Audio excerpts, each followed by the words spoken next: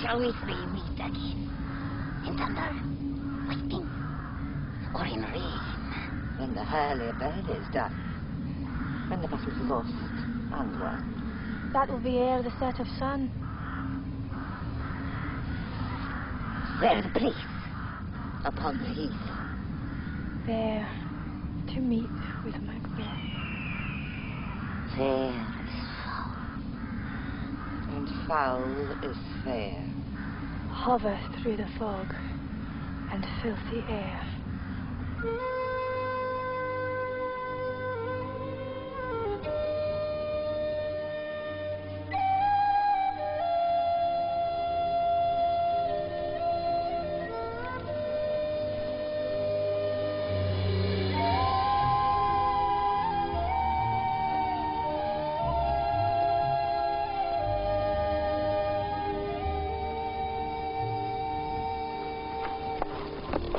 Foul and fair a day I have not seen. How far is it called to Forest?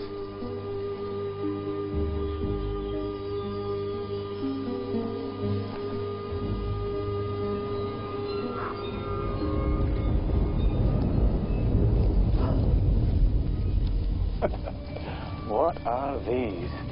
So withered and so wild in their attire that look not like the inhabitants of the earth, and yet are on it. Live you? Or are you aught that man may question? You seem to understand me, by each at once her choppy finger laying upon her skinny lips. You should be women, yet your beards forbid me to interpret that you are so. Speak if you can. What are you? All hail, Macbeth. Hail to thee, Thane of Glamis. All hail, Macbeth. Hail to thee, Thane of Cawdor.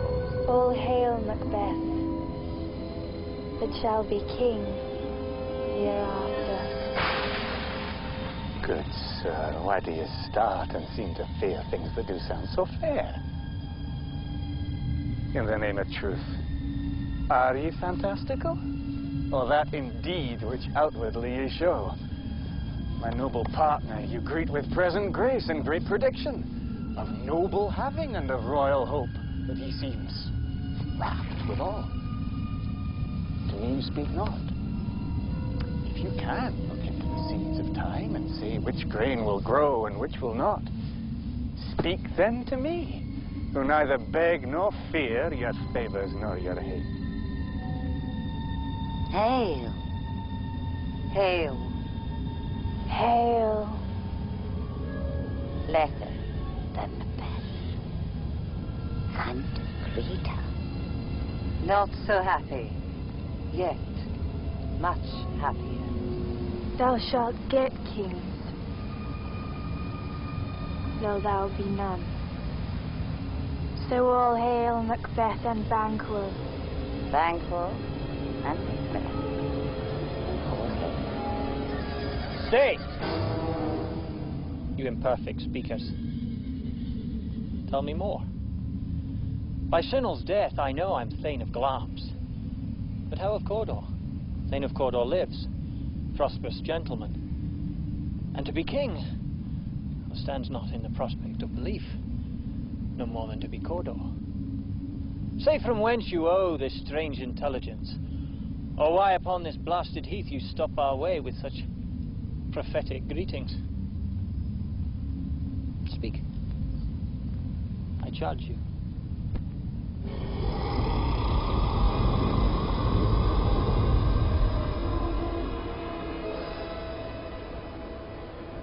The earth hath bubbles as the water has, and these are of them. Whither have they vanished? Into the air, and what seemed corporal melted, as breath on the wind. Would they had stayed? Were such things here as we do speak about? Or have we eaten on the insane root that takes the reason prisoner? Your children shall be kings. You shall be king. And Thane of Cawdor too, and it not so? To the self-same tune and words.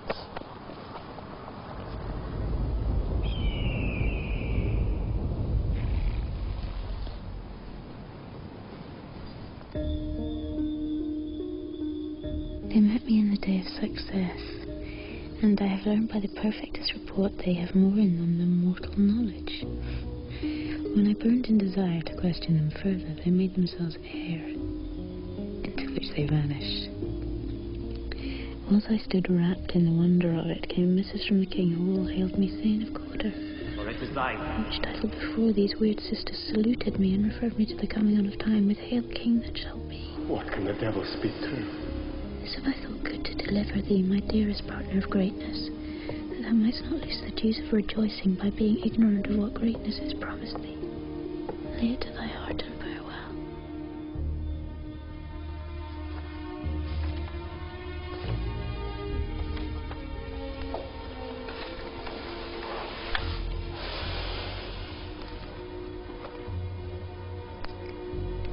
Glamis thou art, and Cawdor, and shalt be what thou art promised. Yet do I fear thy nature. 'Tis too full of the milk of human kindness to catch the nearest way.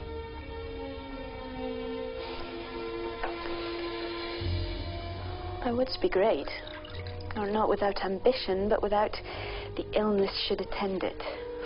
What thou wouldst highly, that wouldst thou holily. Wouldst not play false.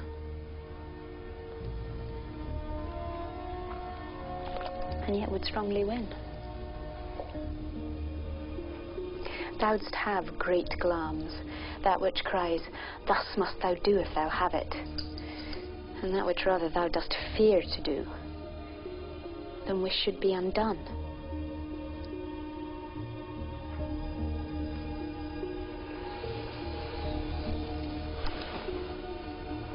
Oh, hie thee hither, that I may pour my spirits in thine ear, and chastise with the valour of my tongue all that impedes thee from the golden round, which fate and metaphysical aid doth appear to have thee crowned withal. What?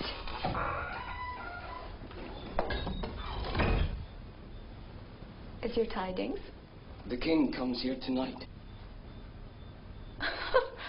Oh, thou art mad to say it. Is not thy master with him, who, were it so, would have informed for preparation? So please you, it is true. Our Thane is coming. One of my fellows had the speed of him, who almost dead for breath, had scarcely more than would make up his message.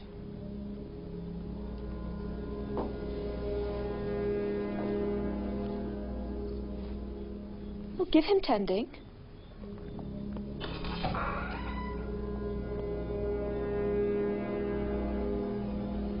He brings great news. The raven himself is hoarse.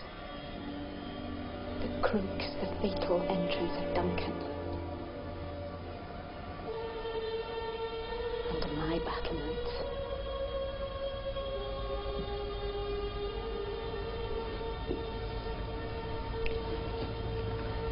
Come,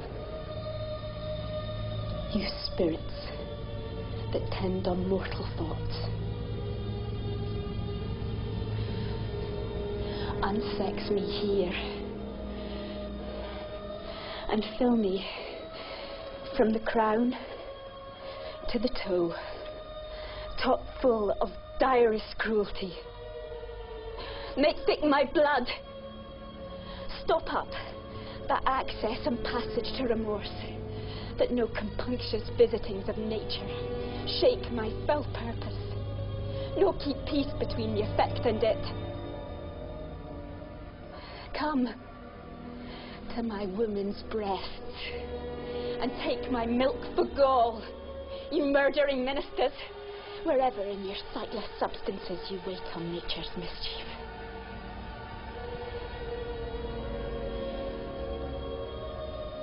Come, thick night, and pull thee in the dunnest smoke of hell, that my keen knife see not the wound it makes, nor heaven peep through the blanket of the dark to cry, hold, hold.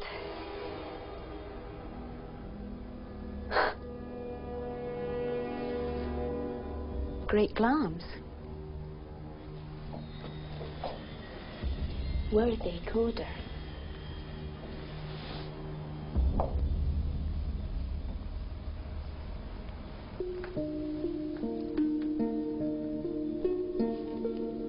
Greater than both by the all hail hereafter.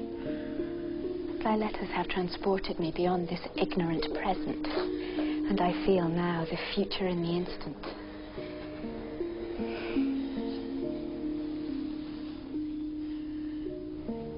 My dearest love,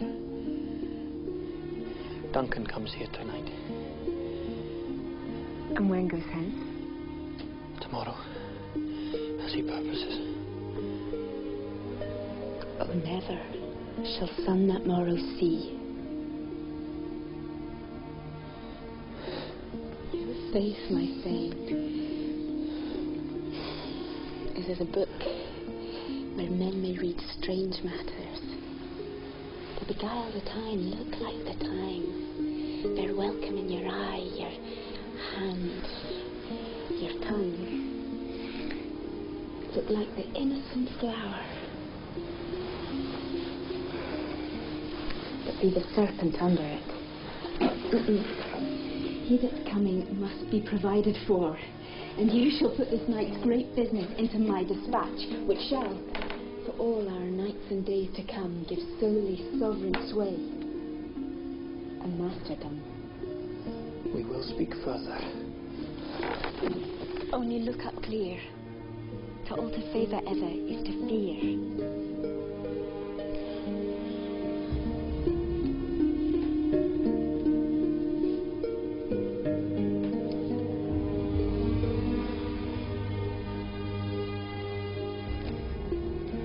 Leave all the rest to me.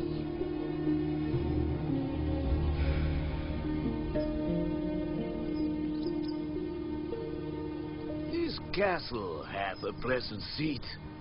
The air nimbly and sweetly recommends itself unto our gentle senses. This guest of summer, the temple-haunting Margaret, doth approve by his loved masonry that the heaven's breath smells wooingly here. No jutty, frieze, buttress, nor coign of vantage, but this bird hath made his pendant bed and procreant cradle. Where they most breed and haunt I have observed. The air is delicate.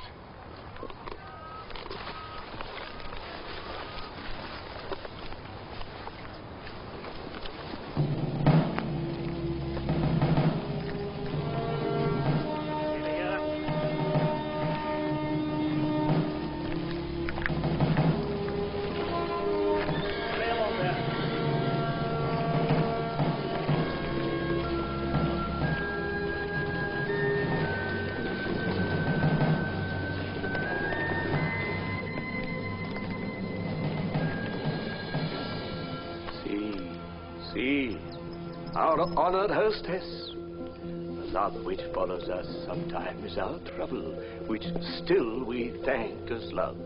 Herein I teach you how you shall bid God Ildes for your pains, and thank us for your trouble. Where's the Thane of Cawdor? We cost him at the heels and had a purpose to be his purveyor.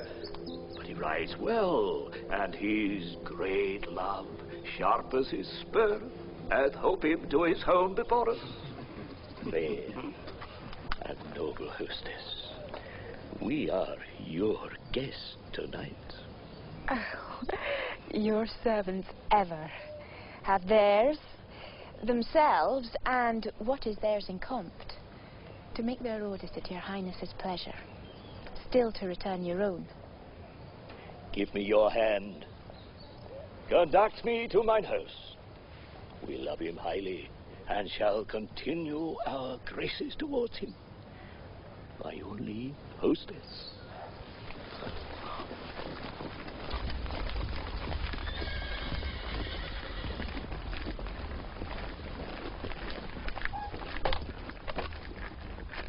Know, we will establish our estate upon our eldest, Malcolm. But that swain of the Norway's king craves composition. Nor will we dare the burial of his men till he disperses at St. Colesage 10,000. If it were done, when 'tis done, then 'twere well it were done quickly. If the assassination could trammel up the consequence and catch with his surcease success, that but this blow might be the be-all and the end-all. Here, but here, upon this bank and shore of time, we jump the life to come. But in these cases, we still have judgment here, that we but teach bloody instruction, which, being taught, return to plague the inventor. This even-handed justice commends the ingredients of our poisoned chalice to our own lips. He's here, in double trust. First, as I am his kinsman and his subject, strong both against the deed. Then, as his host, who should against his murderer shut the door, not bear the knife myself. Besides, this Duncan hath borne his faculty so meek, hath been so clear in his great office, that his virtues will plead like angels, trumpet-tongued against the deep damnation of his taking off, and pity, like a naked newborn babe striding the blast, or heaven's cherubim horsed upon the sightless couriers of the air, shall blow the horrid deed in every eye, that tears shall drown the wind. I have no spur to prick the sides of my intent, but only vaulting ambition, which o'erleaps itself and falls on the other. There if I go, the harvest is you know. My plenteous joys. What the little seek to hide themselves in drops of sorrow.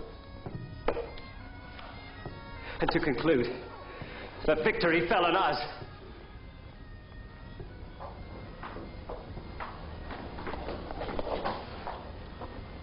And now, what news? Oh, he hath almost supped.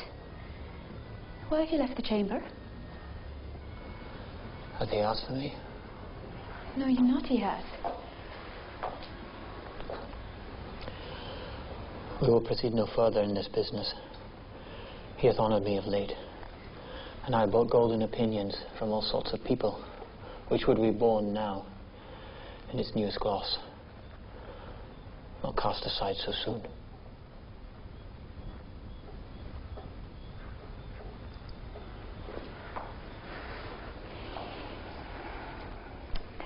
Was the hope drunk wherein you dressed yourself? Hath it slept since? And waits it now to look so green and pale on what it did so freely? From this time, such I account thy love. Art thou afeared to be the same in thine own act and valour as thou art in desire? Wouldst thou have that which thou esteemest the ornament of life, and live a coward in thine own esteem, letting I dare not wait upon I would, like the poor cat in the adage? Prithee, peace. I dare do all that may become a man. Who dares more is none. What peace was then that made you break this enterprise to me?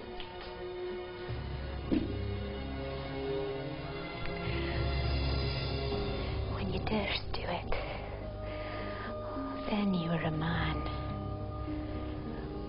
And to be more than what you were, you would be so much more the man. Nor time, nor place did then adhere, yet you would make both.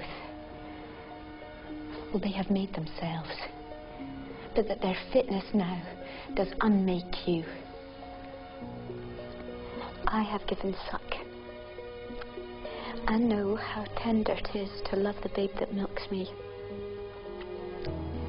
I would, while it was smiling in my face, have plucked my nipple from his boneless gums and dashed the brains out. Had I so sworn as you have done to this?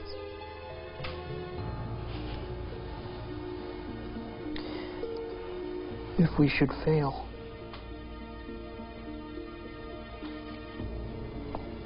We fail. But screw your courage to the sticking place. And we'll not fail.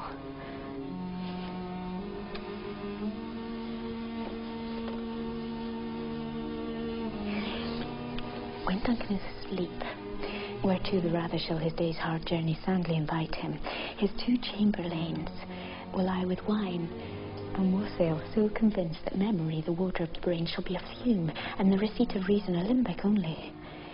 When in swinish sleep their drenched natures lies as in a death, what cannot you and I perform upon the unguarded Duncan?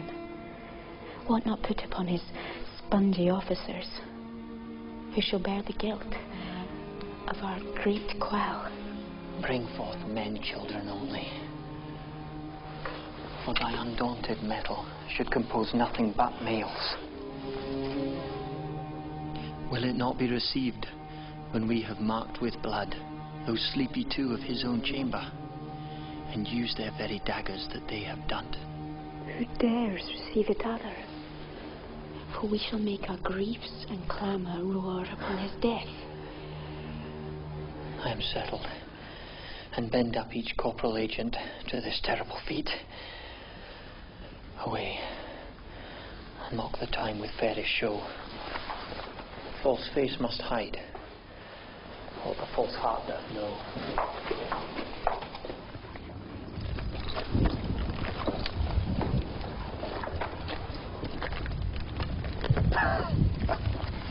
How goes the night, boy? The moon is down. I've not heard the clock. And she goes down at 12. I take it to the later, sir.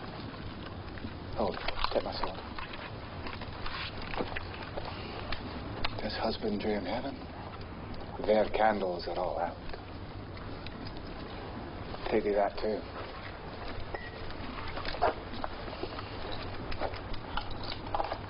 A heavy summons lies like lead upon me. And yet I would not sleep. Merciful powers restraining me, the cursed thoughts that nature gives way to in repose. Give me my sword. Who's here? A friend. What, sir? Not yet at rest. The king's abed. He hath been an unusual pleasure, and sent forth great largesse to your offices.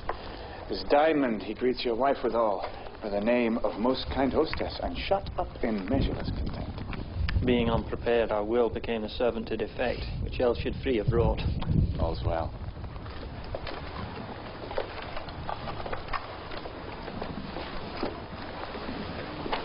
I dreamt last night of the 3 weird sisters. To you they showed some truth. I think not of them.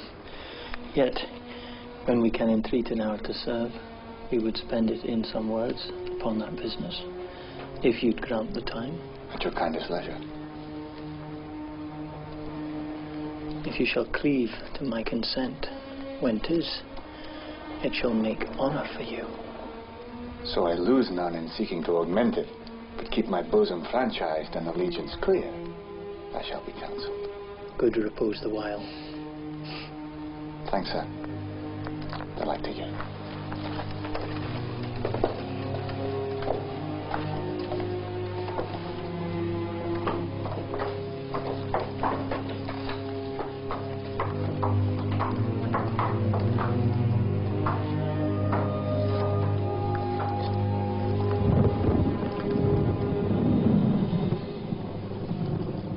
Go bid thy mistress, when my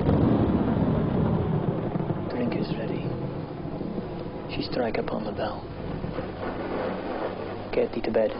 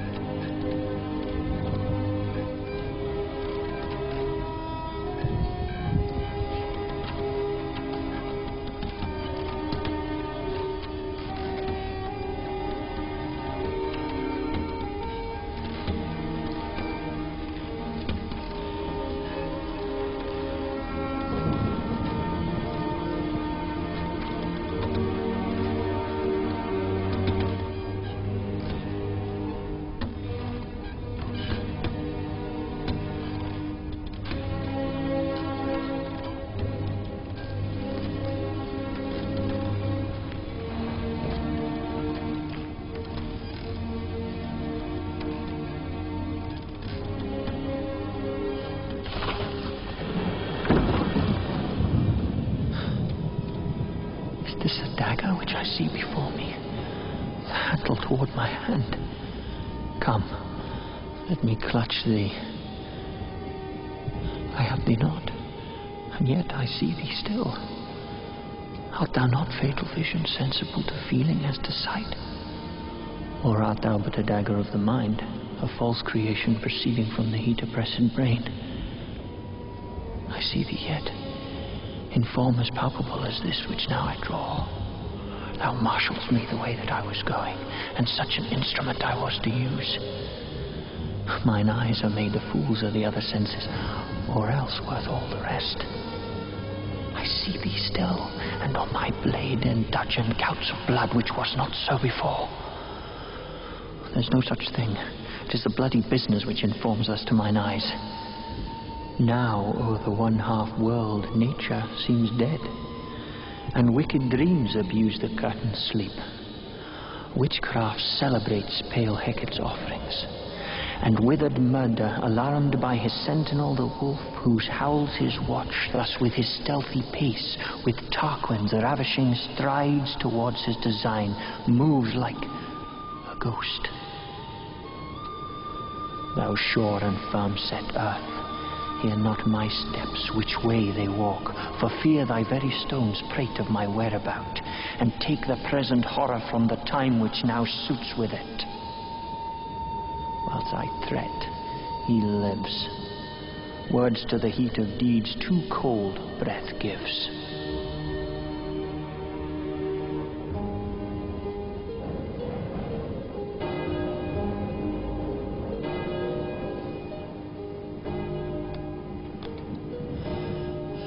I go, and it is done. The bell invites me. Hear it not, Duncan, for it is a knell that summons thee to heaven or to hell.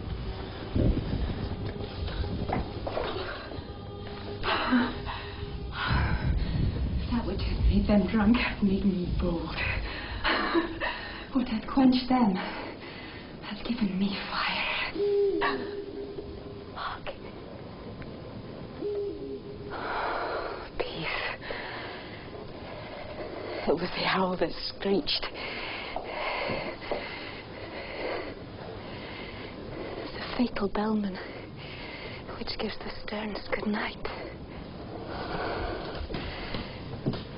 He is about it. The doors are open, and the surfeited grooms do mock their charge with snores.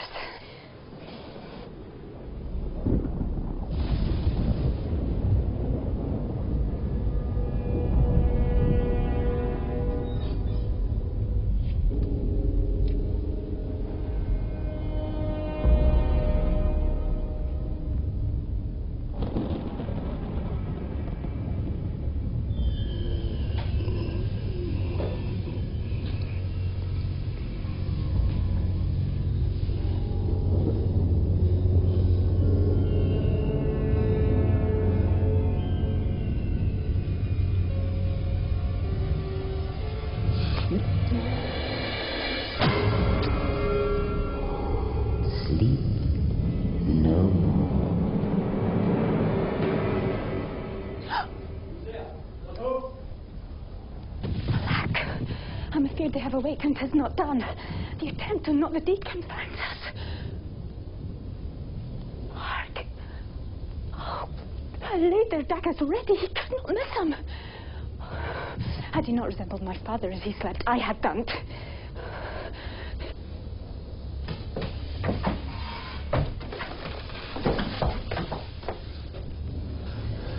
My husband? I've done the deed. Didst thou not hear a noise? Oh, I heard the owl scream and the crickets cry. Did not you speak? When? Now. As I descended? Aye. Hark! Who lies in the second chamber? Donalbain. This is a sorry sight. Foolish thought to see a sorry sight. There's one did laugh in his sleep, and one cried murder, that they wake each other. I had stood and heard them, but they did say their prayers and addressed them again to sleep. So there are two lodged together? As one cried, God bless us. Amen, the other. That they had seen me with these hangman's hands. Listening their fear. I could not say amen when they did say, God bless us. Consider it not so deeply. But wherefore could I not say amen? I had most need of blessing, and amen stuck in my throat. These deeds must not be thought after these ways. So it will make us mad. Methought I heard a voice cry, sleep no more. Macbeth hath murdered sleep. The innocent sleep. Sleep that knits up the ruffled sleeve of care. The death of each day's life. Sore labour's bath, balm of hard minds. Great nature's second course, chief nourisher in life's feast. What do you mean? And still it cried, sleep no more. Glamis hath murdered sleep, and therefore Cawdor shall sleep no more. Macbeth shall sleep no more. Who was it that thus cried? Huh? Why, worthy Dane, you do unbend your manly strength to think so brain-sickly of things. Go, get some water and wash this filthy witness from your hands. Why did you bring the daggers from the place? They must lie there. Go, carry them, and smear the sleepy grooms with blood. I'll go no more. I'm afraid to think what I've done, to look on't again. I dare not. Infirm purpose. Oh, give me the daggers. The sleeping and the dead are but as pictures. 'Tis the eye of childhood that bears a painted devil. If he do bleed, I'll gild the faces of the grooms withal, for it must seem their guilt.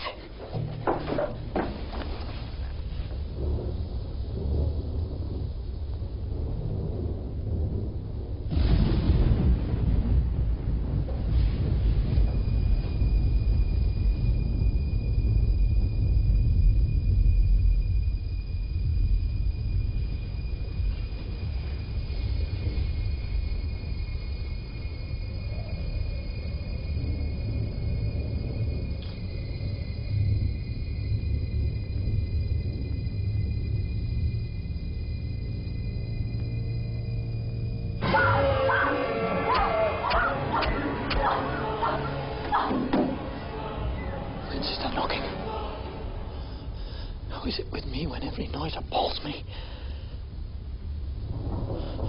What hands I hear? Oh, they pluck out mine eyes.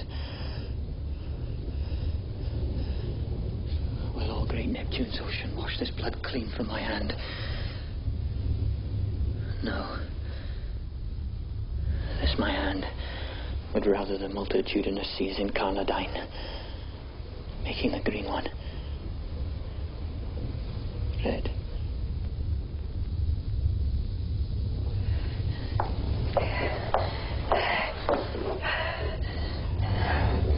My hands are of your colour, yet I shame to wear a heart so white.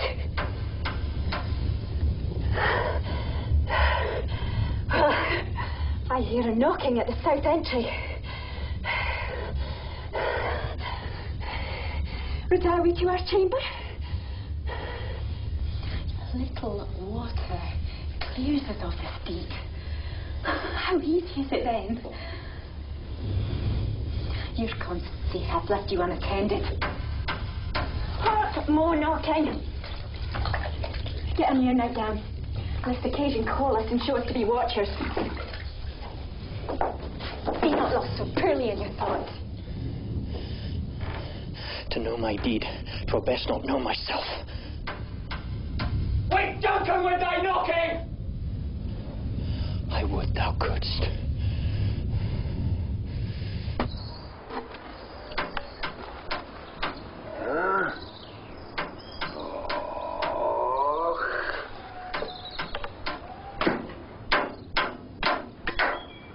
Anon! Anon!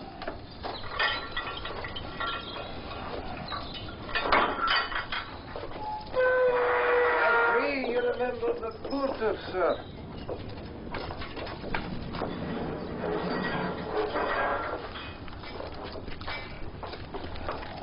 Was it so late, friend, ere you went to bed, that you do lie so late? Faith, sir, we were carousing till the second cock. And drink, sir, is a great provoker of three things. What three things does drink especially provoke? Marry, sir, nose-painting, sleep, and urine.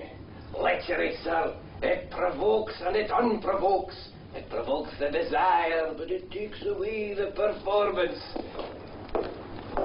Therefore, much drink may be said to be an equivocator with lechery. It makes him, and it mars him.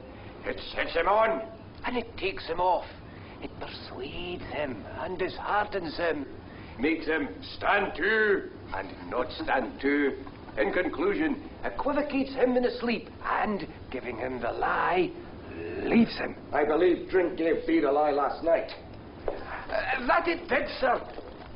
Till the very throat on me. But I requited him for his lie, and I think, being too strong for him, though he took up my legs sometime, yet I made a shift to cast him. Is thy master stirring? Our knocking has awaked him. Here he comes. Good morrow, noble sir. Good morrow, both. Is the king stirring with thee, Thane? Not yet. He did command me to call timely on him. I have almost slipped the hour. I'll bring you to him.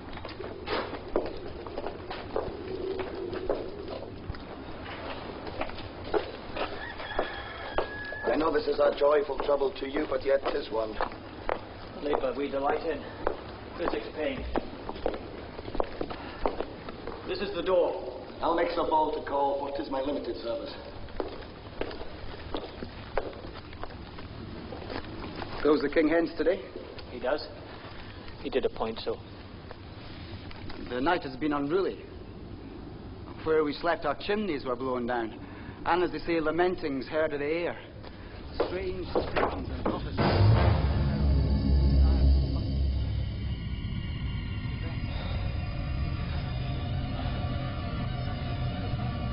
Oh. Horror, horror, horror. Tongue nor heart cannot conceive nor name thee.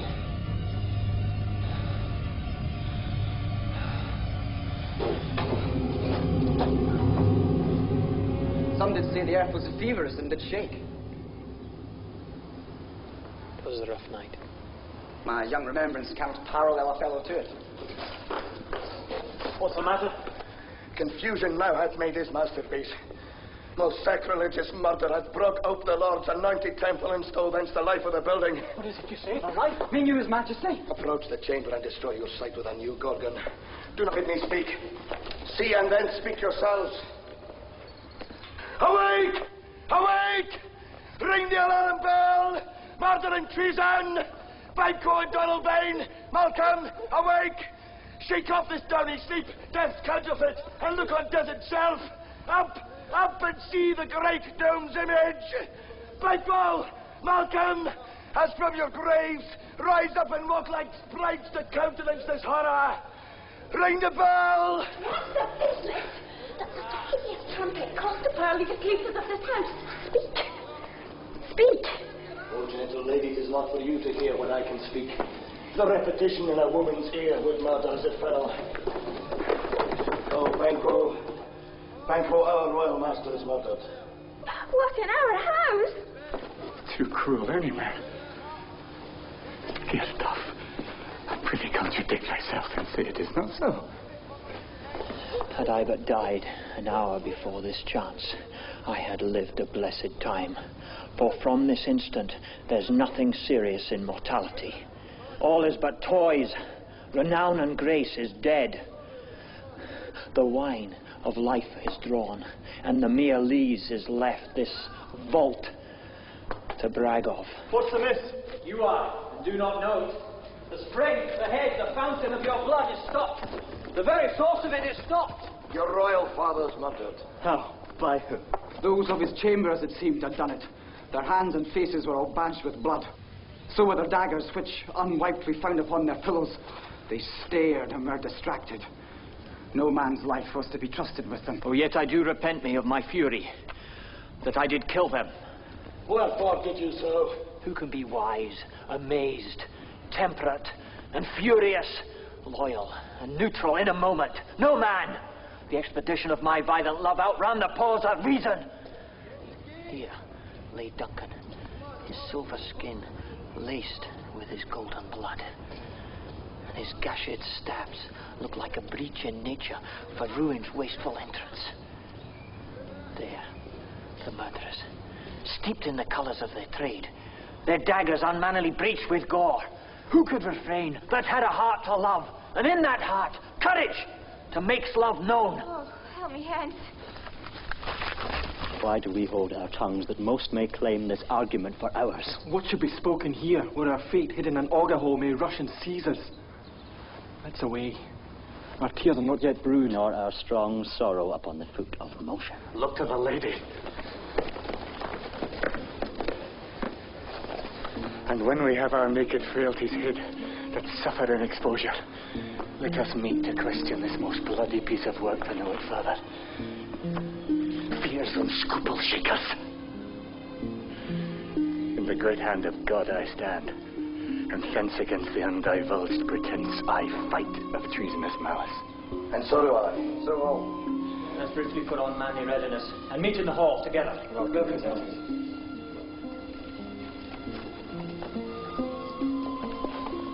What will you do? Let's not consort with them. To show an unfelt sorrow is an office which the false man does easy. I'll to England. To Ireland, I. Our separated fortune shall keep us both the safer. Where we are as daggers in men's eyes. The near in blood, the nearer bloody. Over the shaft and shot, nor get lighted, and our safest way is to avoid the egg, then cross the force. And let us not be dainty of leave taking but shift away. There is warrant in that theft which steals itself, and there's no mercy left.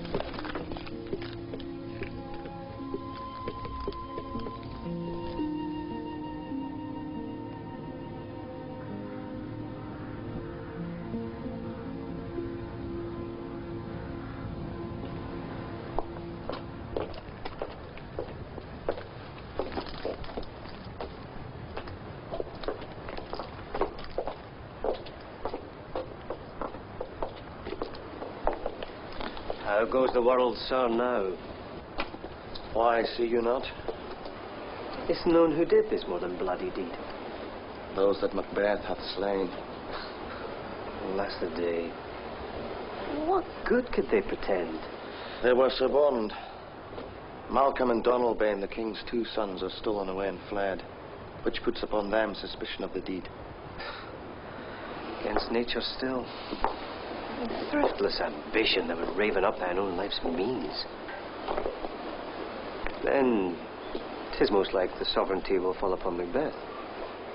He is already named and gone to Scone to be invested. Where's Duncan's body? Carried to Colmkill, the sacred storehouse of his predecessors and guardian of their bones. Will you to Scone? No, cousin, I'll to Fife. Well, I will thither.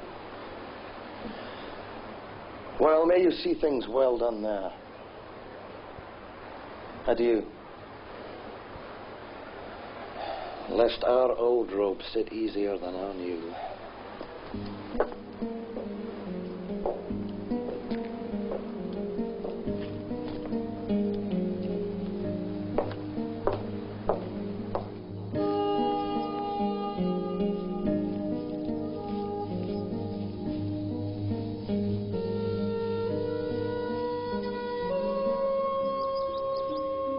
Your royal father's muttered. Oh, Fife.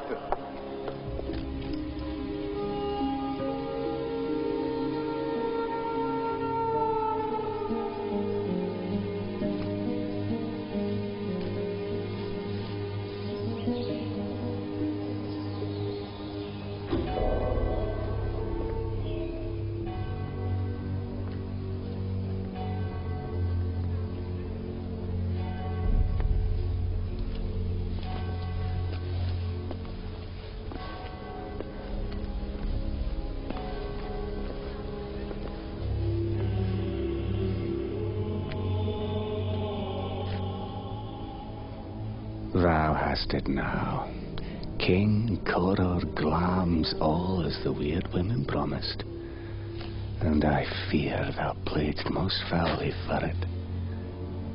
Yet it was said it should not stand in thy posterity, but that myself should be the root and father of many kings. If there come truth from them, as upon thee, Macbeth, their speeches shine, why, by the verities on thee made good, may they not be my oracles as well, and set me up in hope? He is our chief guest. Had he been forgotten, it had been as a gap in our great feast, an old thing unbecoming. Tonight we hold a solemn supper, sir, and I'll request your presence.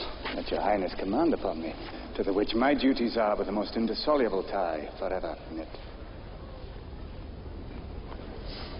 Ride you this afternoon? Aye, my good lord. We should have else desired your good advice, which still hath been both grave and prosperous in this day's council. But we'll take tomorrow. Is it far you ride? As far, my lord, as will fill up the time twixt this and supper.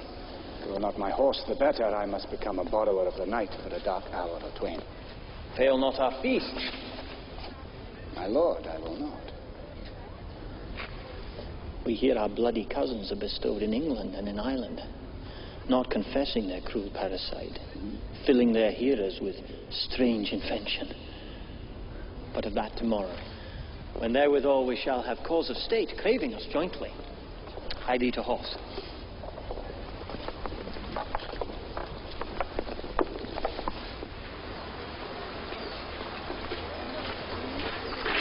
You, shall you return at night? Goes Fleance with you? Aye, my good lord. Our time does call upon us. I wish your horses swift and sure of foot, and so I do commend you to their backs. Farewell. Let every man be master of his time till 7 at night. To make society the sweeter welcome, we'll keep ourselves till supper time. Alone. Well then, God be with you.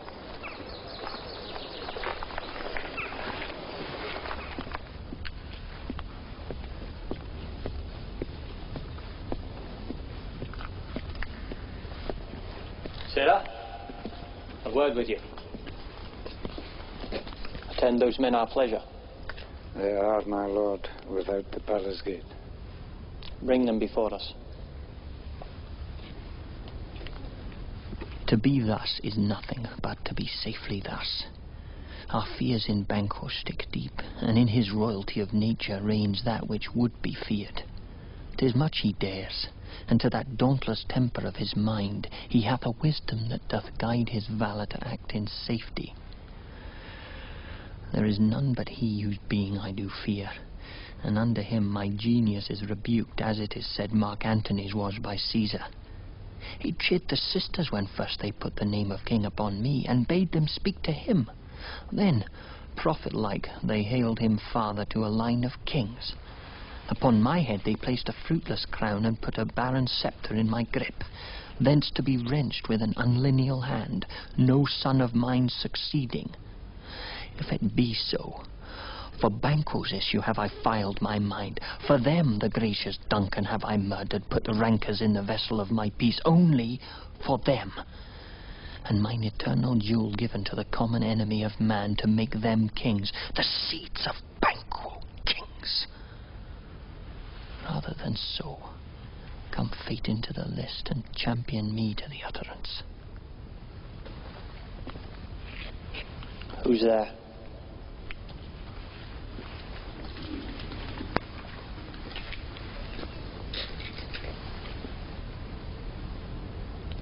Now go to the door and stay there till we call.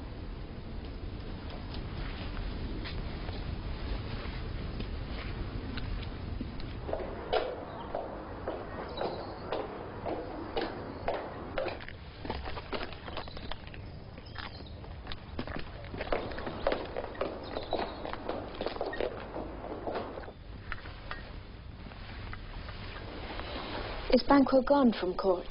Aye, madam, but returns again tonight. Say to the king I would attend his leisure. For a few words. Madam, I will.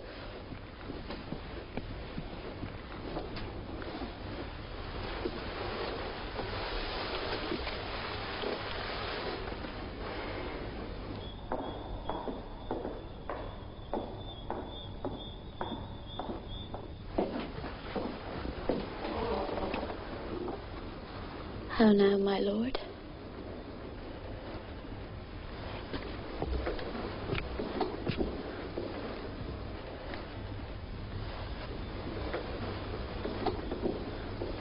Why do you keep alone?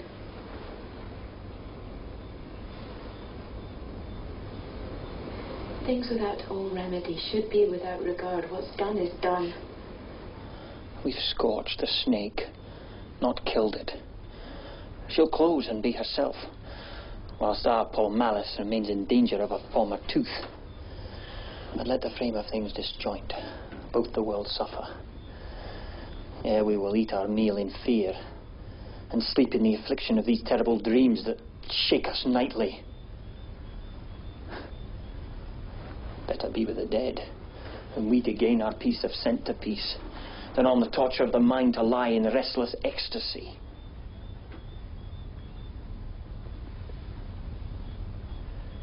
Duncan is in his grave. After life's fitful fever, he sleeps well. Treason has done his worst. Nor steel, nor poison, malice domestic, foreign levy, nothing can touch him further.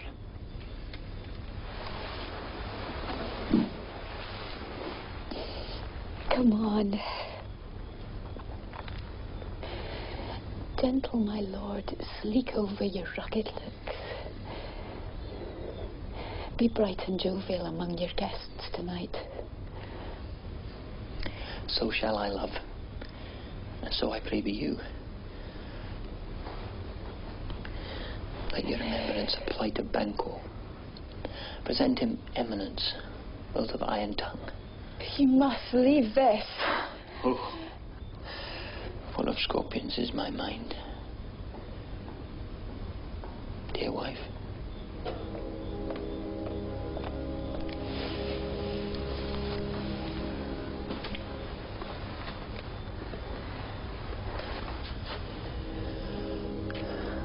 Thou know'st that Banquo in his fleance lives. But in nature's copy's not a turn. There's comfort yet. They are assailable. What's to be done?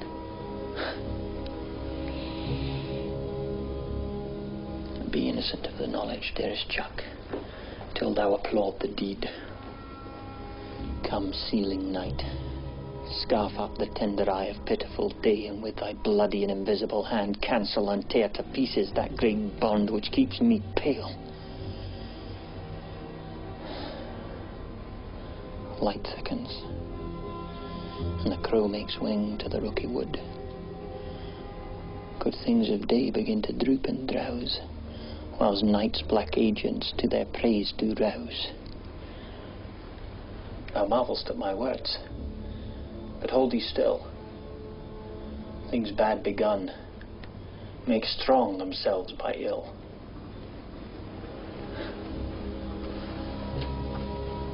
So prithee, go with me.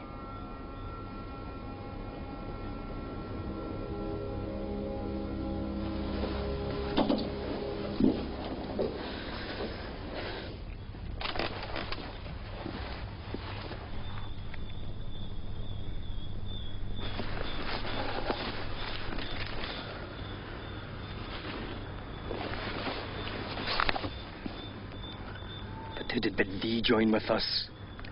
Macbeth. He needs not our mistrust, since he delivers our offices and what we have to do. Then stand with us. Give us a light there! Oh! There will be rain tonight. Let it come down! Literally! Fly, good for you! Fly, fly, fly!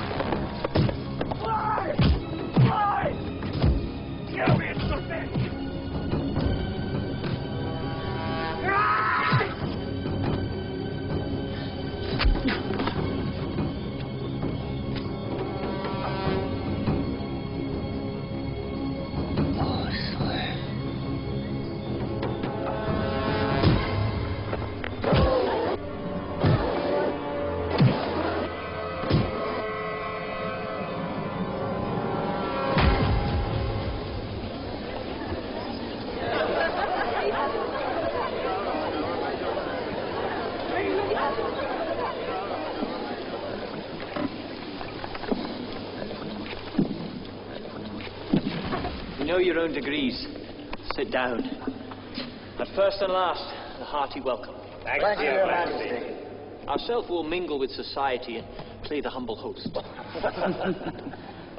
Our hostess keeps her state, but in best time we will require her welcome. Pronounce it for me, sir, to all our friends. For my heart speaks, they are welcome. See? They encounter thee with their hearts welcome. Both sides are even. Here I'll sit in the midst, be large in mirth. Anon we'll drink a measure, the table round.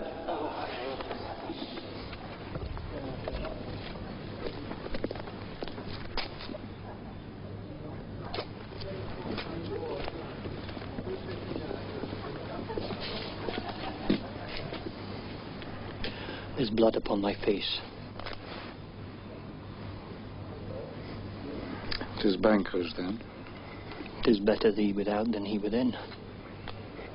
Is he dispatched? My lord, his throat is cut. That I did for him. Thou art the best of the cutthroats.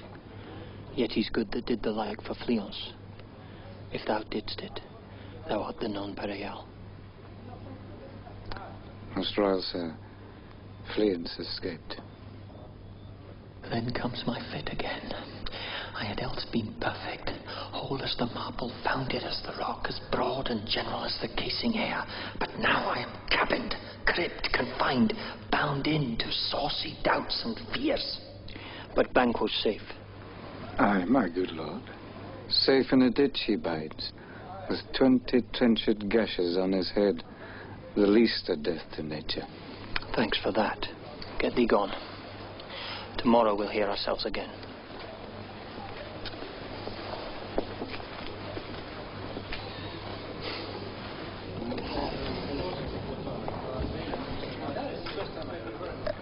My royal lord, you do not give the cheer. The feast is sold, that is not often vouched. While 'tis a making, 'tis given with welcome. To feast were best at home. From thence the sauce to meat is ceremony. Meeting were bare without it. Sweet remembrance, sir. Now good digestion wait on appetite, and health on both. May it please your highness. Sit. Here had we now our country's honour roofed, were the graced person of our Banquo present, who may I rather challenge for unkindness than pity for mischance. Absence, sir, lays blame upon his promise. Please your highness to grace us with your royal company. Well, the table's full. Here is a place reserved, sir. Where? Here, my good lord.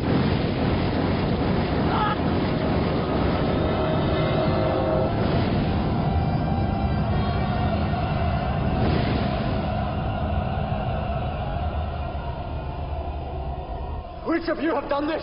What, my good lord? Thou canst not say I did it. Never shake thy glory locks at me! Gentlemen, rise. Highness is not well. Sit, worthy friends. My lord is often thus, and hath been from his youth. Pray you, keep seat. The fit is momentary. Upon a thought he will again be well. If much you note him, you shall offend him and extend his passion. Feed, and regard him not.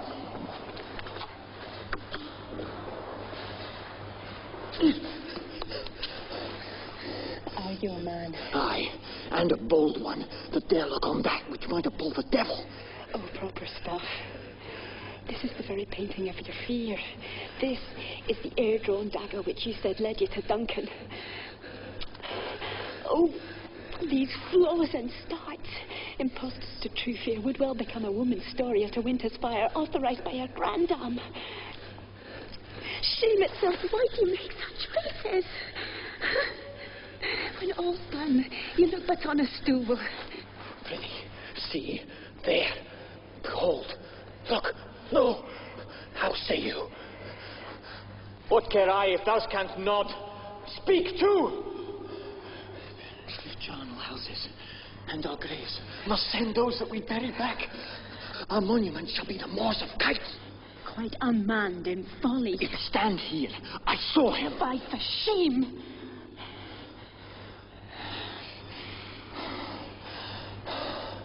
The times has been that when the brains were out, the man would die, and there an end. But now they rise again with 20 mortal murders on their crowns and push us from our stalls. My worthy lord, your noble friends do lack you. I do forget. Do not muse at me, my most worthy friends. I have a strange infirmity which is nothing to those that know me. Come. Love and health to all. Then I'll sit down. Give me a drink. Fill full. I drink to the general joy of the whole table. And to our dear friend, Banquo, whom we miss. Would he were here. To all and him we thirst. And all to all. Our duties and the pledge.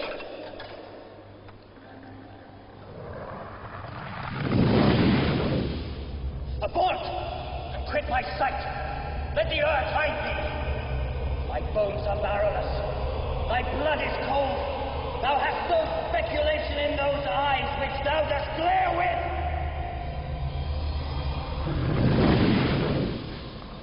Think of this, good peers, that as a thing of custom, 'tis no other. Only it spoils the pleasure of the time. What man dare? I dare. Approach thou like the rugged Russian bear, the armed rhinoceros, or the Hyrcan tiger. Take any shape but that, and my firm nerves shall never tremble. Or be alive again. And dare me to the desert with thy sword. If trembling I inhabit, then protest me the baby of a girl. Hence, horrible shadow, unreal mockery. Hence! Why so?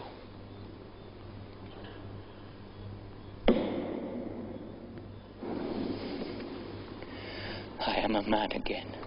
Pray you, sit still.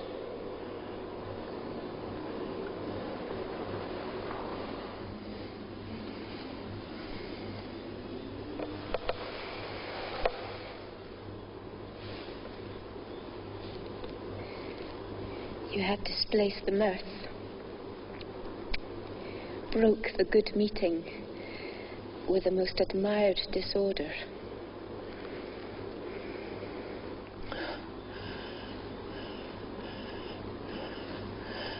Can such things be and overcome us like a summer's cloud without our special wonder? You make me strange, even to the disposition that I owe, when now I think that you can behold such sights and keep the natural ruby of your cheeks when mine is blanched with fear. What sights, my lord? I pray you speak not. He grows worse and worse. Question enrages him. At once, good night. Stand not upon the order of your going, but go at once! Good night, and better health attend His Majesty.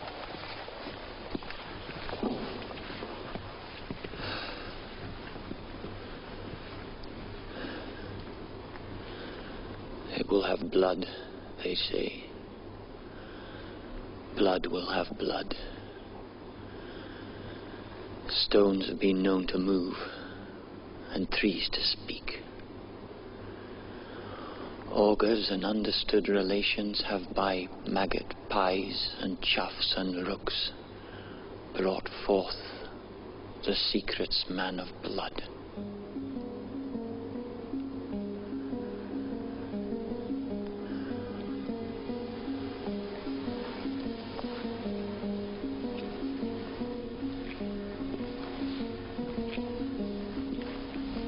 What is the night?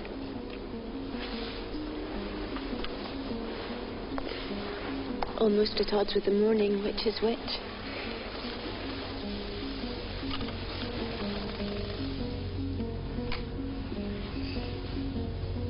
How sayest thou that Macbeth denies his person at our great bidding? Did you send to him, sir? I hear it by the way, but I will send. There's not a one of them, but in his house I keep a servant feed.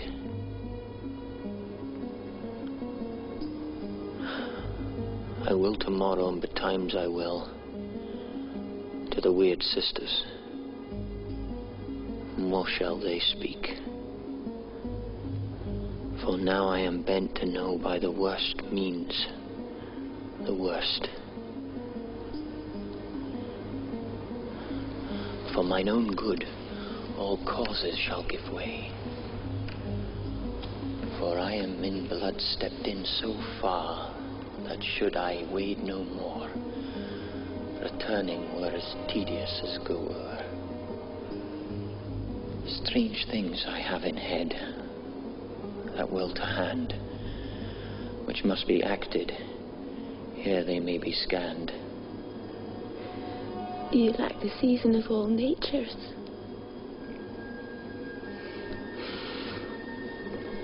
Sleep.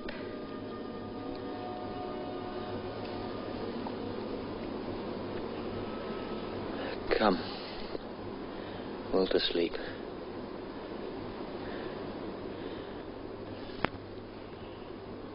My strange and self-abuse is the initiate fear, though once hard use.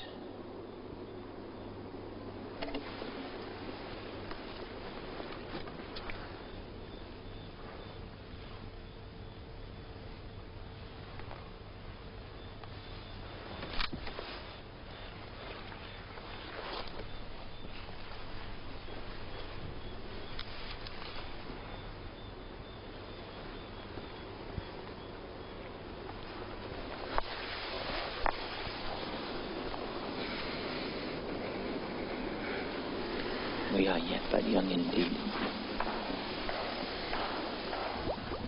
Thrice the brinded cat hath mewed, thrice and once the hedge pig whined. Harpy cries, "'Tis time, 'tis time." Round about the cauldron go, in the poisoned entrails throw.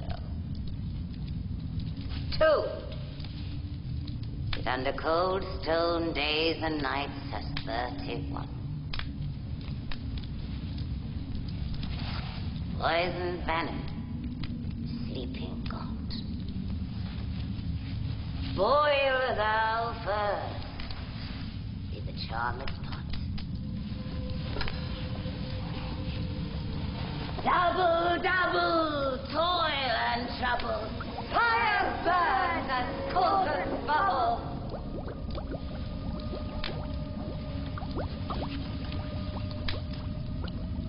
Fillet of a penny snake, in the cauldron boil and bake.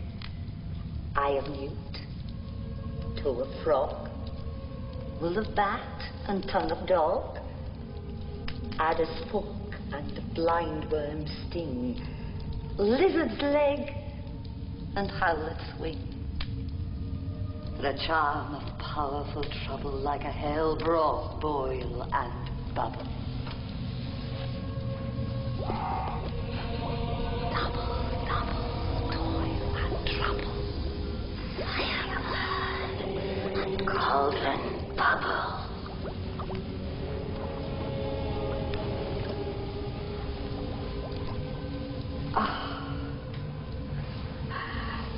Scale of dragon.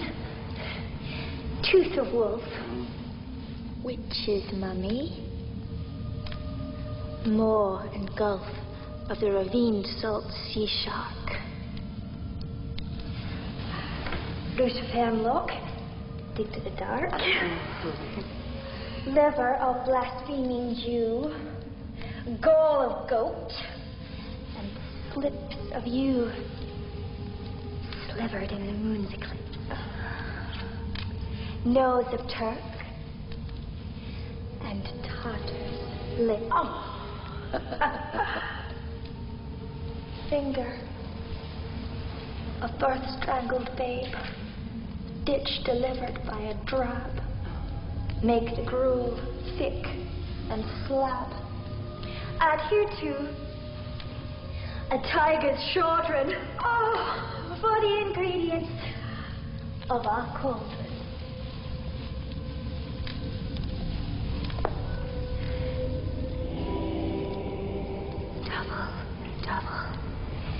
Toilet trouble. Fire burn and cauldrons bubble.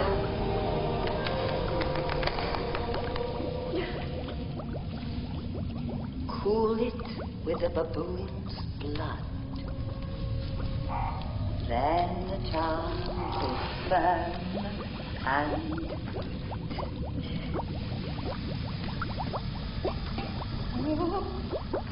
by the pricking of my thumbs, something wicked this way comes. Open locks, whoever knocks. Oh, now, you secret black midnight hags, what is't you do? A deed without a name. I conjure you by that which you profess. And where do you come to know it? Answer me. Will you untie the winds and let them fight against the churches?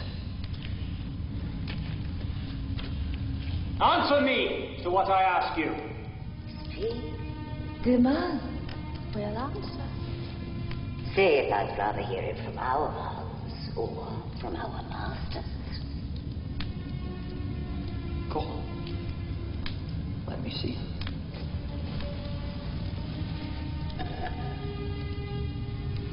Pour in the foul blood that hath eaten her 9 pharaohs.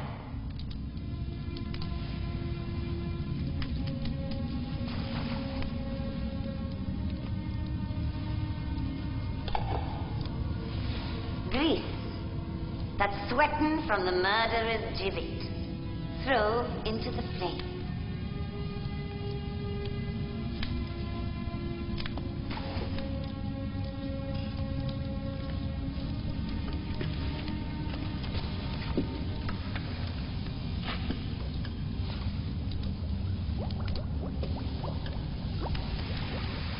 Come high or low, thyself and office deftly show.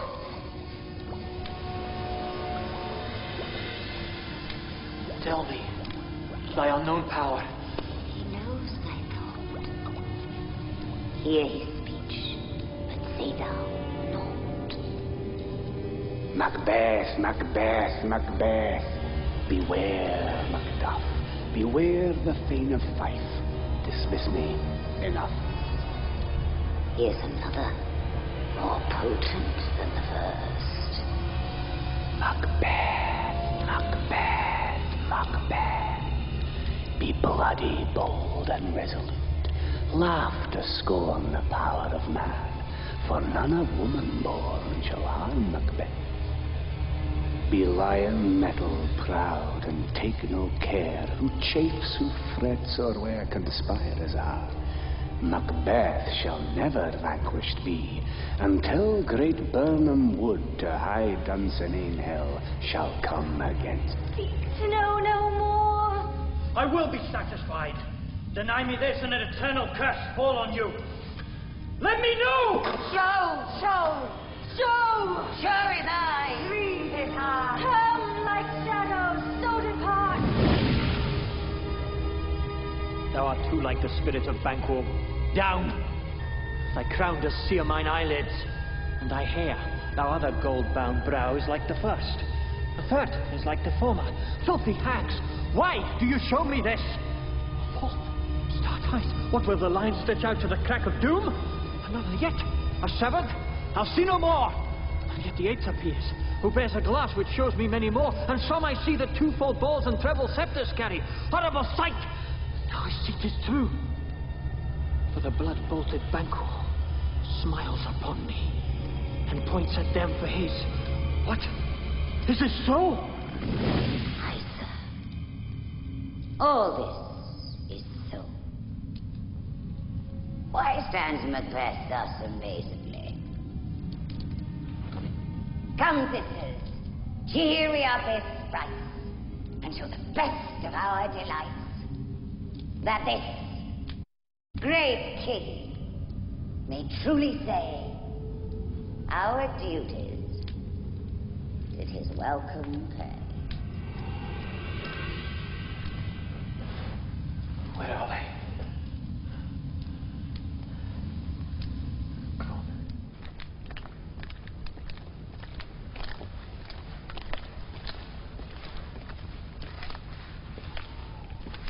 Who was it came by? 'Tis 2 or 3, my lord. Bring me word Macduff has fled to England. Fled to England? Aye, my good lord.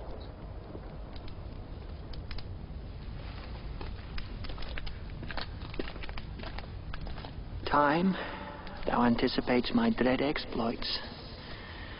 The flighty purpose never is o'ertook unless the deed go with it. From this moment the very firstlings of my heart shall be the firstlings of my hand. And even now to crown my thoughts with acts be it thought and done. The castle of Macduff I will surprise. Seize upon Fife, give to the edge of the sword his wife, his babes, and all unfortunate souls that trace him in his line. No boasting like a fool. This deed I'll do before this purpose cool.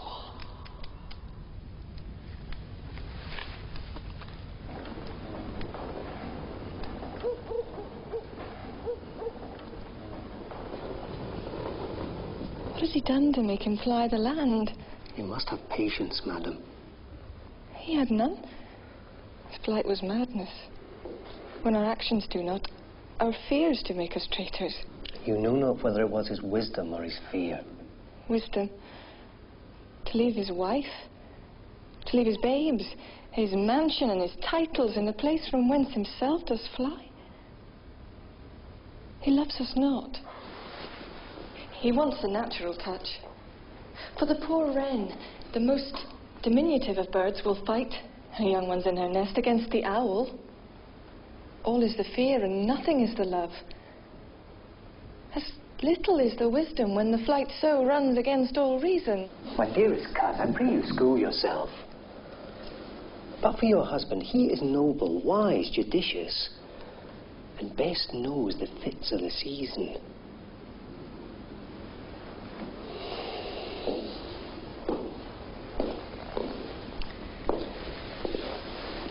I dare not speak much further.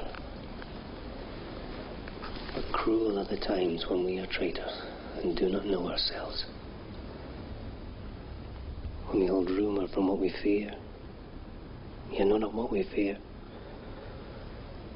but float upon a wild and violent sea, each way and move.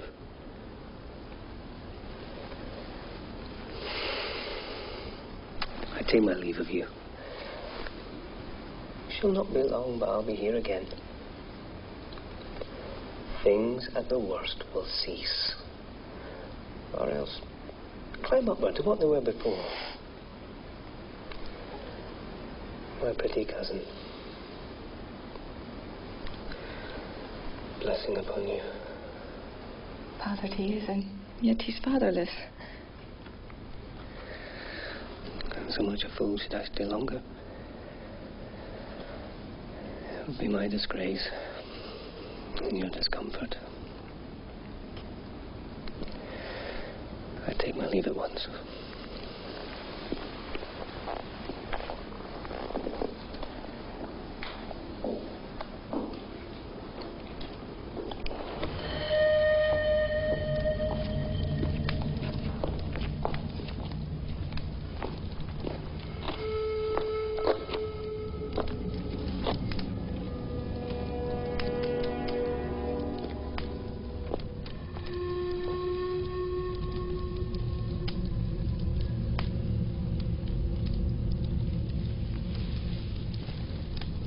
Was my father a traitor, Mother?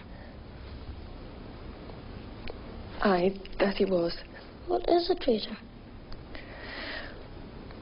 Why, one that swears and lies. And be all traitors that do so? Every one that does so is a traitor and must be hanged. Must they all be hanged? To swear and lie? Every one. Who must hang them? Why, the honest men. And the liars and swears are fools. If there are liars and swears enough to beat the honest men and hang up them. Now God help thee, poor monkey. How wilt thou do for a father?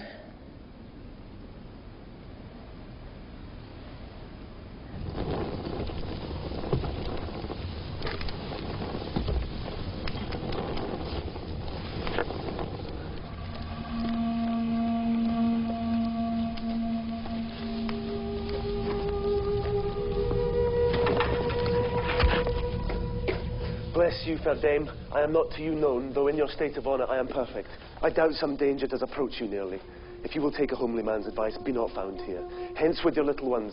Heaven preserve you, I dare abide no longer. Whither should I fly? I have done no harm. I remember now. I am in this earthly world, where to do harm is often laudable. To do good sometime accounted dangerous folly. Why then, alas, do I put up this womanly defence to say I have done no harm?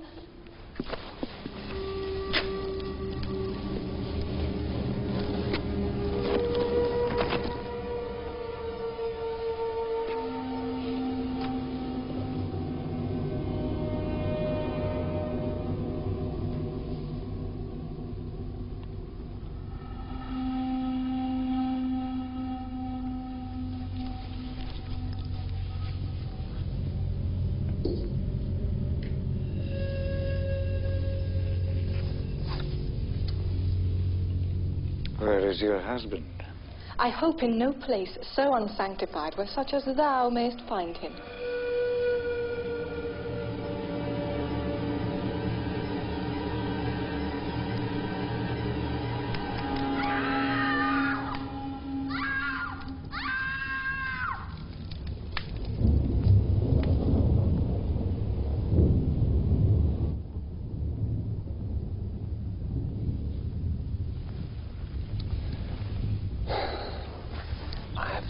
Nights watched with you, but can perceive no truth in your report.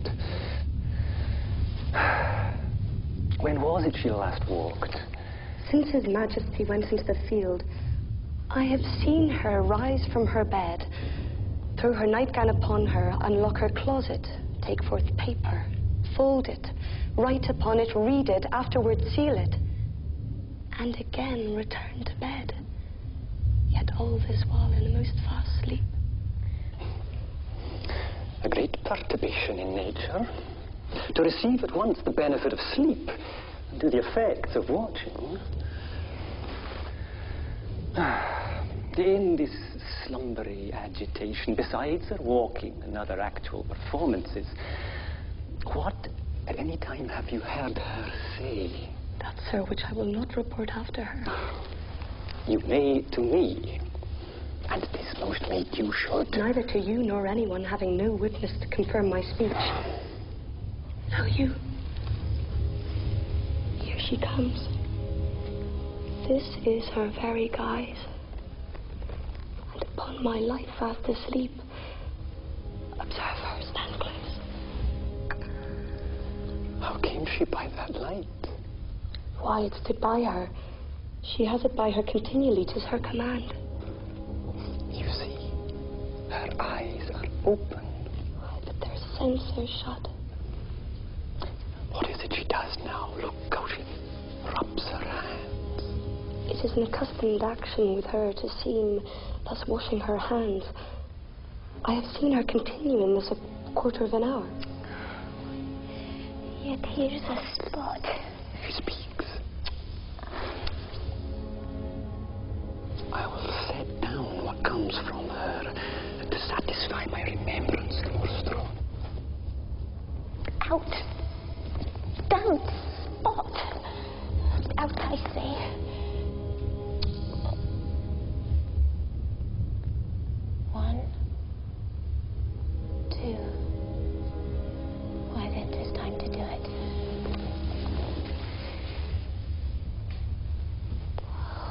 It's murky.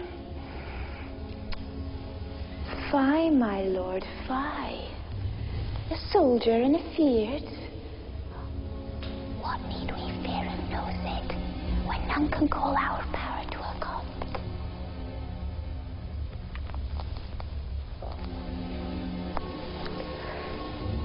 Oh. Oh. But who would have thought the old man to have had so much blood in him? Do you mark that? What will these hands ne'er be clean? No more of that, my lord, no more of that. You are always starting. Go to. You have known what you should not. She has spoke what she should not, I am sure of that. Heaven knows what she has known. Oh. Here's the smell of blood again. Oh, the perfumes of Arabia will not sweeten this little hand. What a sigh is there. I would not have such a heart in my bosom for the dignity of the whole body. Well. Pray God it be so.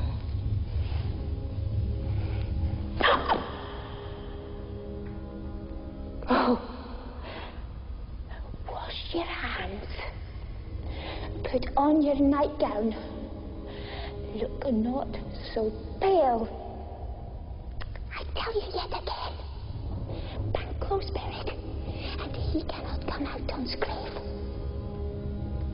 Even so.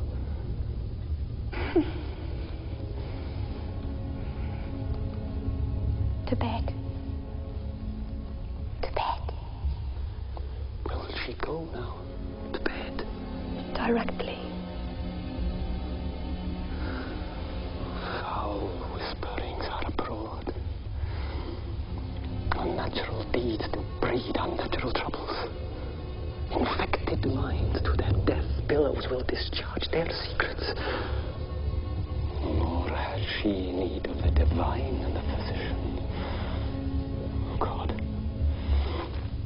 forgive us all.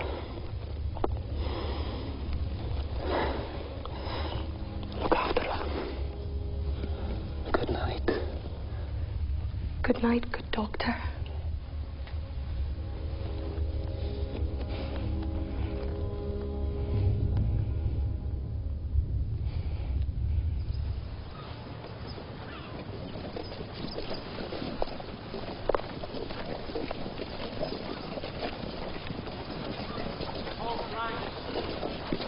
Cousins, I hope the days are near at hand that Chambers will be safe. We doubt it nothing. What wood is this before us? The wood of Burnham. Let every soldier hew him down a bough and bear it before him. Thereby shall we shadow the numbers of our host and make discovery ere and report of us. It shall be done. We learn no other but the confident tyrant keeps still in Dunsinane and will endure our setting down before it. 'Tis his main hope. For where there is advantage to be given, both more and less have given him the revolt. And none serve with him but constrained things whose hearts are absent too. Let our just censors attend the true event and put we on industrious soldiership. The time approaches that will with due decision make us know what we shall say we have and what we owe. Thoughts speculative, their unsure hopes relate.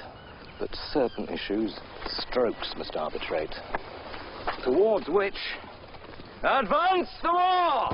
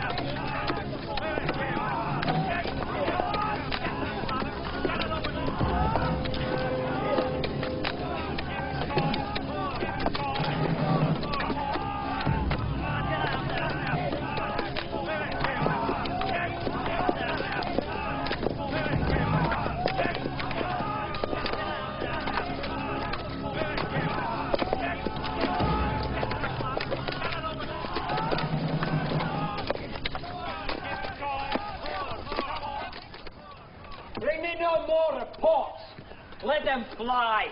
All. Till Burnham would remove to Dunsinane, I cannot take with fear. What's the boy Malcolm? Was he not born of woman? The spirits that know mortal consequence have pronounced me thus. Fear not, Macbeth. No man that's born of woman shall e'er have power upon thee. Then fly, false stains, and mingle with the English epicures. The mind I sway by and the heart I bear shall never sag with doubt nor shake with fear. Devil damn thee black. That cream-faced loon. Where god's thou that goose look?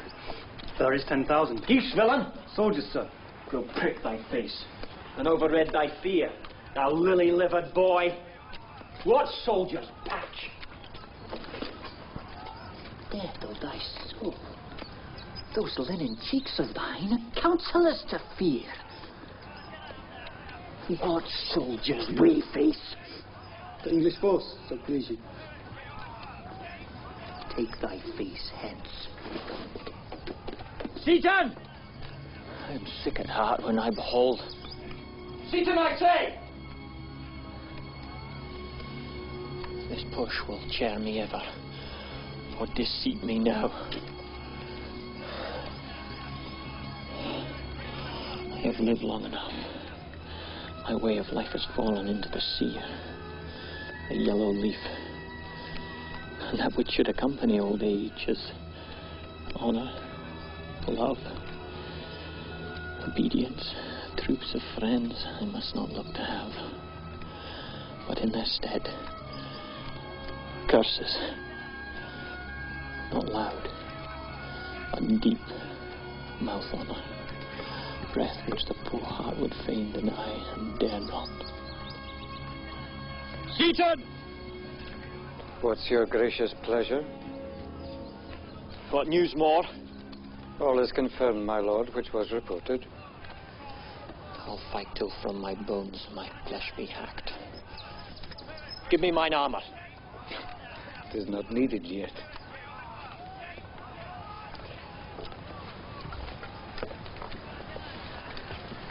I'll put it on. Send out more horses, scur the country round, hang those that talk of fear. Give me mine armour.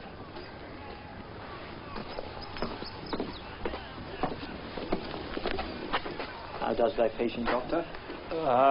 Not so sick, my lord, as she is troubled with thick-coming fancies that keep her from her rest. Cure her of that. Canst thou not minister to her mind diseased? Pluck from the memory a rooted sorrow. Raise out the written troubles of the brain, and with some sweet oblivious antidote, cleanse the stuffed bosom of that perilous stuff which weighs upon the heart. Therein the patient must minister to himself. Throw physic to the dogs. I'll none of it. Come, put mine armour on. Give me my staff. Seated, send out. Doctor, the thanes fly from me.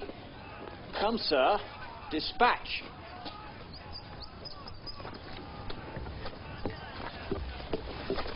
If thou couldst, doctor, cast the water of my land, find her disease, and purge it to a sound and pristine health, I would applaud thee to the very echo that should applaud again. Put it on, I say. What rhubarbs, senna, or what purgative drug would scour these English heads? Hearest thou of them? Aye, my good lord. Your royal preparation makes us hear something. Bring it after me.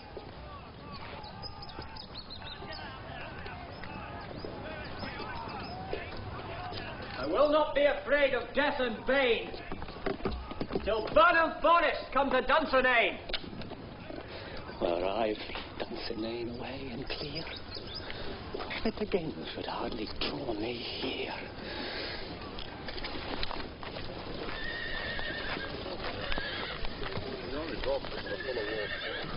Hail, friend.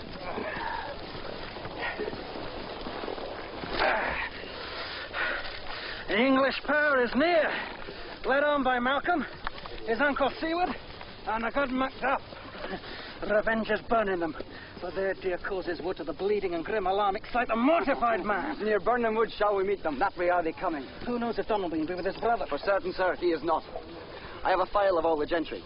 Seward's son is there, and many other unrough youths that even now protest their first of manhood. What does the tyrant? Great Dunsinane he strongly fortifies. Some say he's mad. Others that lesser hate him do call it valiant fury. But for certain, he cannot buckle his distempered cause within the belt of rule. Well, march we on to give obedience where 'tis truly owed. Meet we the medicine of a sickly weal, and with him pour we in our country's purge each drop of it. Or as much as it needs to dew the sovereign flower and drown the weeds. Make we our march toward Burnham.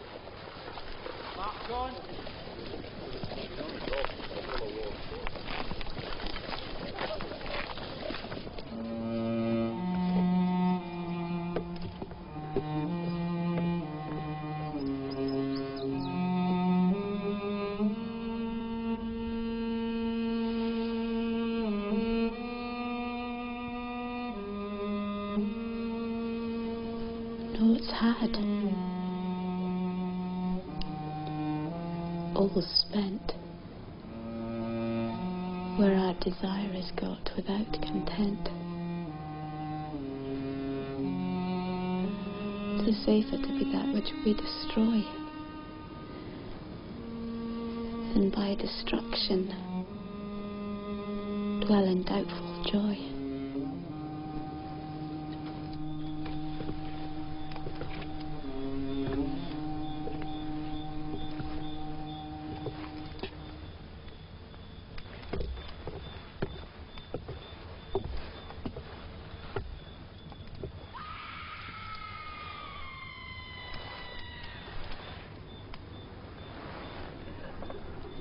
What is that noise? It is the cry of women, my good lord.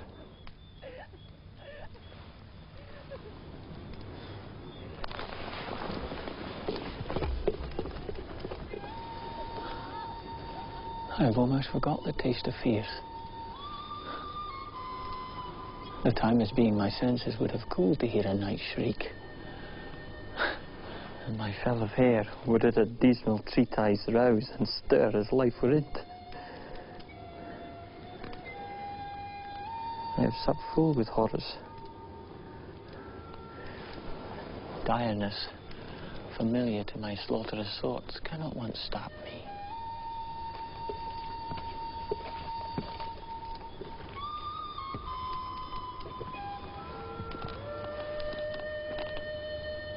Wherefore was that cry? Queen, my lord, is dead.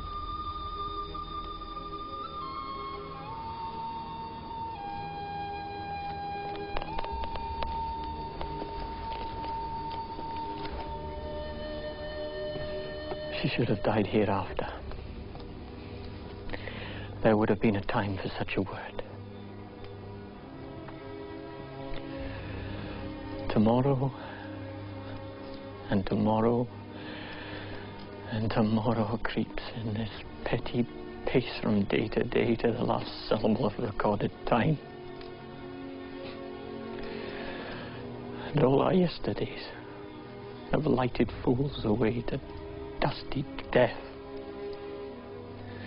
Out, out, brief candle.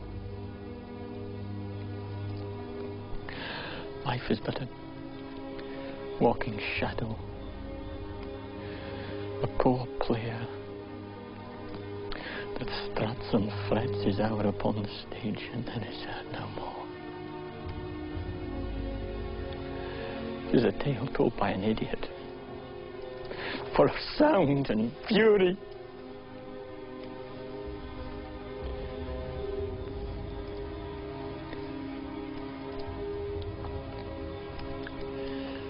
Signifying nothing.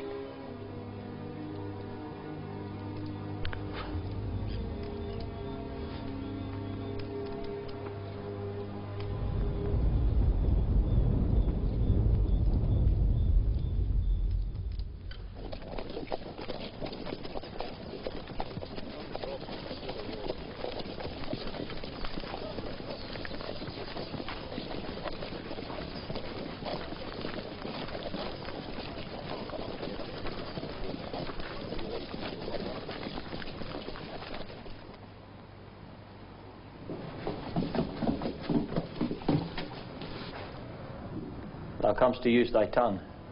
Thy story, quickly. Gracious, my lord, I should report that which I say I saw, but know not how to do it. Well, say, sir. As I did stand my watch upon the hill, I looked towards Burnin, and anon methought, the wood began to move. Liar and slave. Let me endure your wrath, it be not so. Within this 3 mile, may you see it coming. I say, a moving grove. If thou speaks false, upon the next tree shall thou hang alive, till famine cling thee. If thou speak sooth, I care not if thou dost for me as much.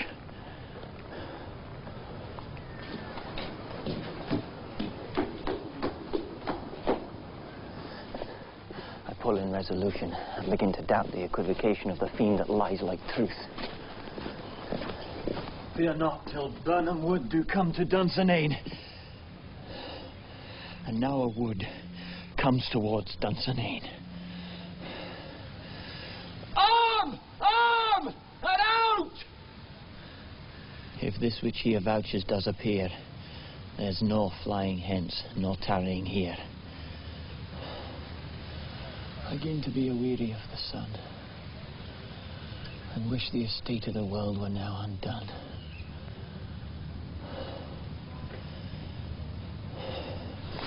Ring the alarm bell! Blow wind! Come back! At least we'll die with harness on our back.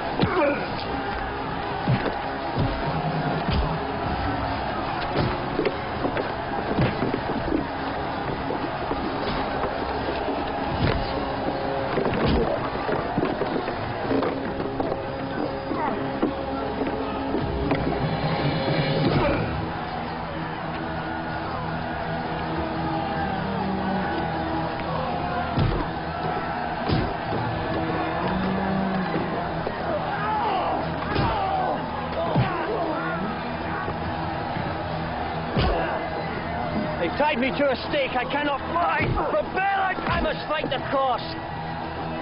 I would be that was not born of woman. Such a one am I to fear, or none.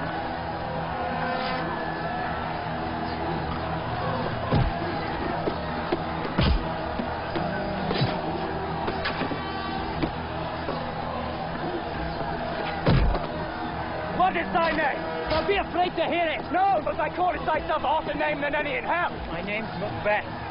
The devil himself could not pronounce a title more hateful to mine ear. No, no more fearful. Thou liest, abhorrent tyrant. With my sword I'll prove the lie thou speak.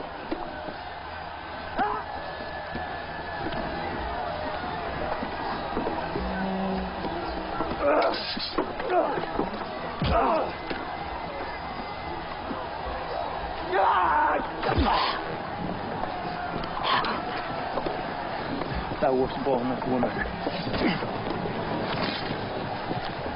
Swords I smile at, weapons laugh to scorn, brandished by a man that's of a woman born.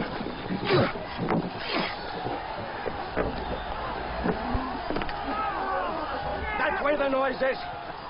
Tyrant shall I face! If thou beest slain and with no stroke of mine, my wife and children's ghosts will hunt thee still.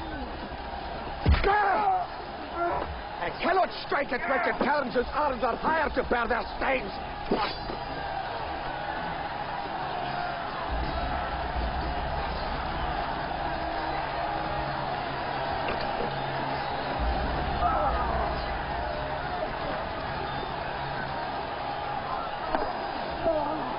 Either thou, Macbeth, or else my sword with an unbattered edge I sheathe again undeeded. There thou shouldst be. And this great clatter, one of greatest noise, seems bruited. Let me find him fortune, and more I beg not.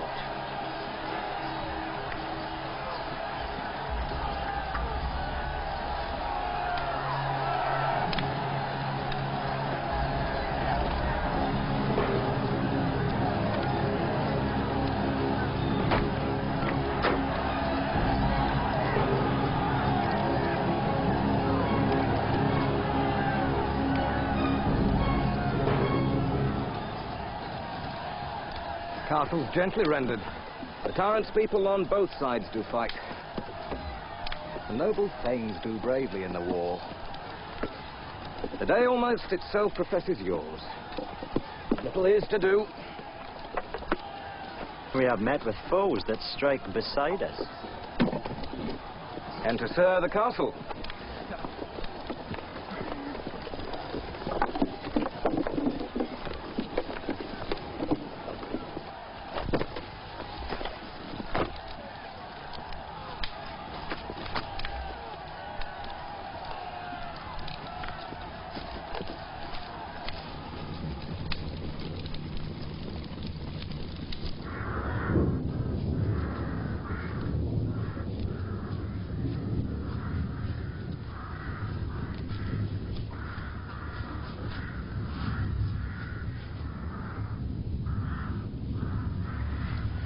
Why should I play the Roman fool and die on mine own sword?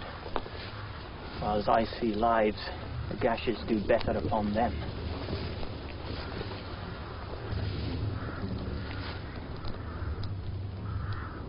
Turn, hellhound. Turn. Of all men else have I avoided thee. But get thee back! My soul is charged enough with blood of thine already. I have no words. My voice is in my sword. Thou bloodier villain in terms can give thee out.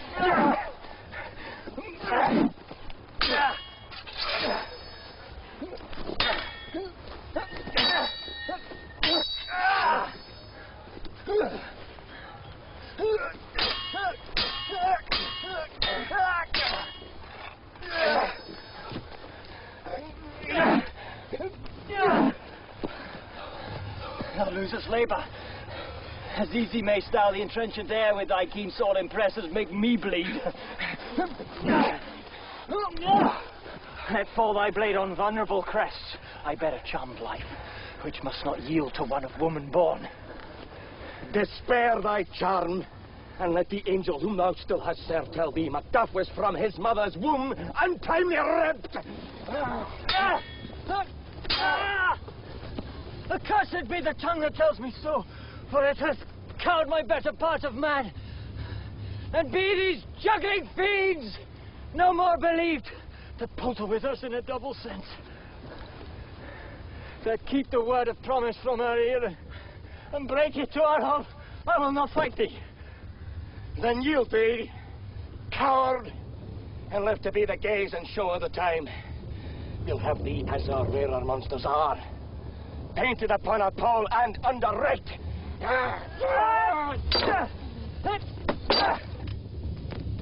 Here may you see the tyrant.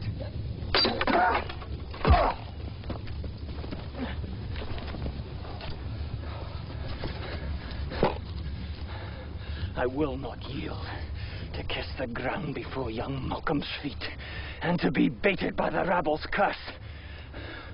Though Burnham would become to Dunsinane, and thou opposed, being of no woman born, yet I will try the last.